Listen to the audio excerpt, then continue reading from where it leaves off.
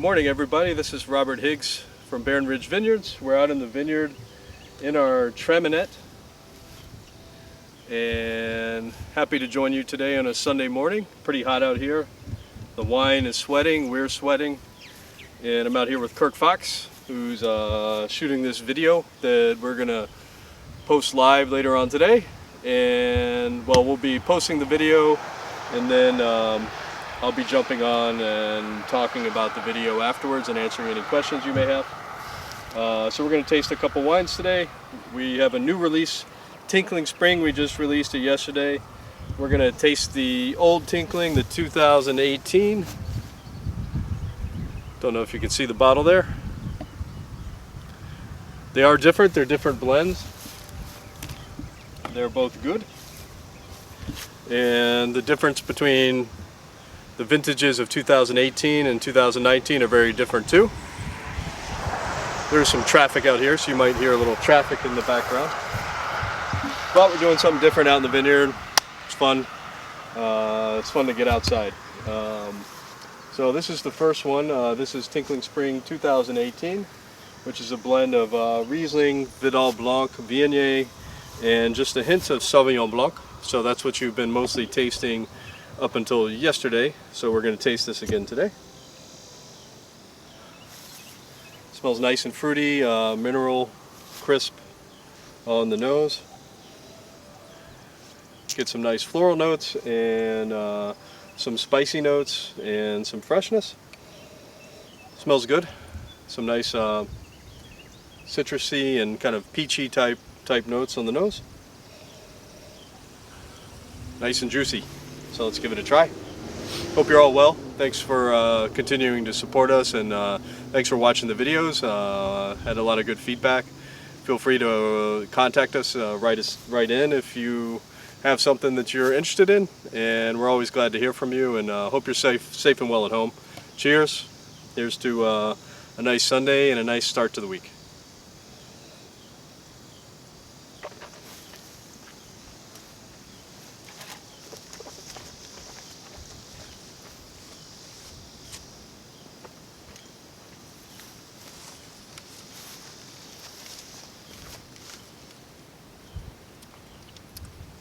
Very refreshing. It's already gotten a little warm out in the hot sun, but it tastes good. You really get a lot of citrus up front in the fore palate. Nice vibrant acidity. Nice notes of lemon peel, and maybe a little lime zest. And some nice light spices, kind of white spices, white pepper, things like that. Maybe a hint of nutmeg. Just very light spice profile. Nice long flavors, even in 2018. I'll explain a little bit about the difference between vintages after we taste them both. But tastes good, nice and clean. Nice fruitiness in the middle. Stays fresh, light, and crisp. So really good wine. And out here in the sunshine, can't really see any perceptible difference in the color. They're both kind of very pale, straw-colored wines. Very brilliant, very clear, very nice looking wines. You do get a hint of exotic fruit also in the mid palate and into the close. A little bit of fresh cut pineapple. Maybe a touch of lychee. That may come from the Viognier or the Sauvignon Blanc, or both, probably both. And you get the different components, as you will in both the different blends.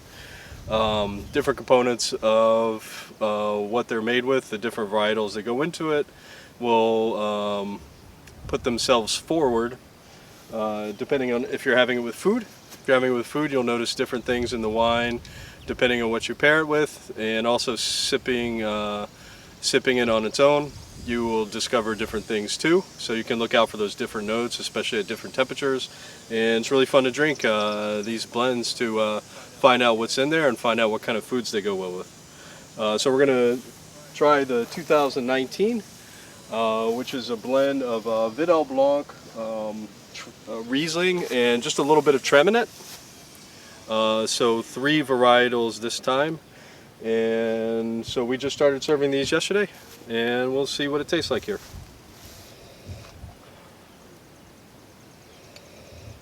Nice aromas on the nose. A little more concentrated fruit.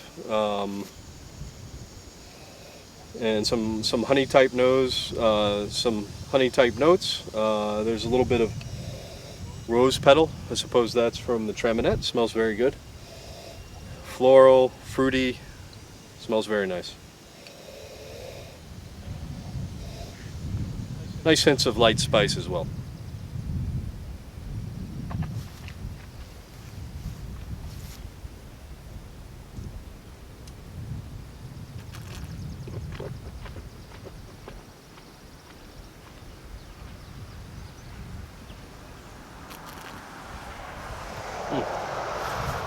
Delicious wine.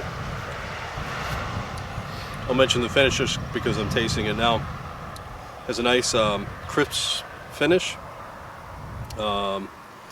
Even a touch of tartness, like very nice tartness, because up front there's a lot of fruit. It's a rounder wine. Very round fruit, very mature fruit, and tastes really good. I get some notes of pear and also some very ripe peach. Pear, peach, there's a tiny bit of citrus in there, and these nice spices, but compared to the 2018, much more round, kind of bigger flavors, more mature flavors, but then you have this acidity that kind of holds the wine together. It's present throughout, but it's very present in the mid and in the finish. Nice fresh finish, nice and long, beautiful wine. Elegant, and very nice to drink as an aperitif. Also very nice with food. 2018 was one of the rainiest years on record, and 2019 was one of the hottest and driest years on record. So you have two different, very different vintages back to back. And it really shows in the wine. We also did do a different blend, so that's also a difference, but the main difference is the difference in the vintage between 2008 and 2019. So 2019 you just have more mature fruit and probably a little lower acidity in the wine.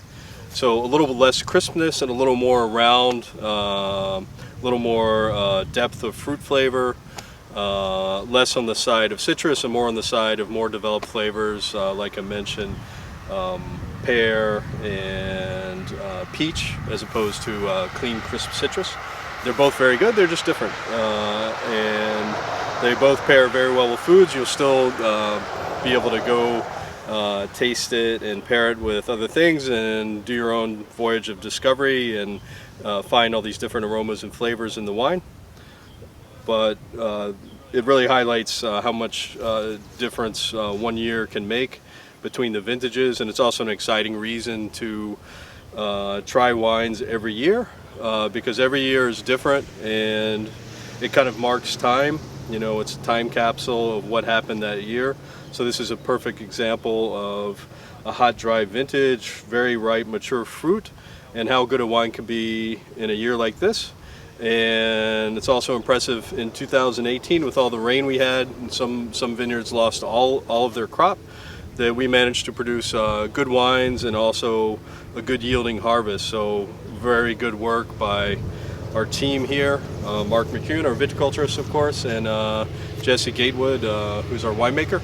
So excellent job on both wines, and they're both fantastic, and can never finish a tasting without a little bit of apricot on this wine too. Some kind of baked apricot and ripe apricot. Really delicious wine. Very gourmet and gourmand a little bit. This is the label that P. Buckley Moss. She let us use one of her paintings of Tinkling Spring, and we donate to her children's art, to her children's foundation with each bottle, and we're happy to be a partner with them. We have 2 labels using her art people find it beautiful, and it's also the name of the church where my sister and my parents got married, so that's a nice tie-in. And Tinkling Spring, I have explained this a few times. This was my father's idea of a wine based on a spring that he remembers from growing up that had a lot of local herbs like cress and wild mint and things like that. It was the freshest, cleanest, most pure water he's ever tasted, and he challenged our winemaker at the time to come up with the wine, and we continue the tradition to produce something that's like that spring that my dad remembers. So that goes back to a memory from my dad's childhood, so that's kind of our heritage here, and we're very happy to have P. Buckley Moss do these labels for us because they're really beautiful and they really tie in to the local area here. It's all about the local area, which is why we're out here in the vines, which contributed to this wine in my hand. And this is our sense of place. Make wines of very high quality that are uniquely Virginian, kind of European style, you know, borrowing the best from Europe and the best from America to make excellent wines that are uniquely Virginian. So thanks for taking out a little time with us today. Enjoyed being with you and tasting these bottles. Maybe I'll catch you live later. And just a quick update, we're going to be continuing some live music at the vineyard on Saturdays. So we have acoustic musicians the next 2 weekends, followed by the Heifetz Hootenanny live streams. So that's something exciting. It's been really fun, and we hope it's a little less hot in the coming weekends. And we also have a lot of new cheeses and a lot of new products in our winery. We have some really excellent cheeses from a couple different producers, from Amish cooperative that's fantastic, Gute Esse, and from Rasborn Farms. They just dropped off some cheese yesterday. Emily Heitzer Hall and her goats really make a magnificent ash-based goat cheese and some other delicious cheeses. So I'll put out a post on those soon, and it'll whet your appetite just like these wines do. So wish you a beautiful Sunday, and see you next weekend, and have a lovely week. Be safe and well, and we're out here and open.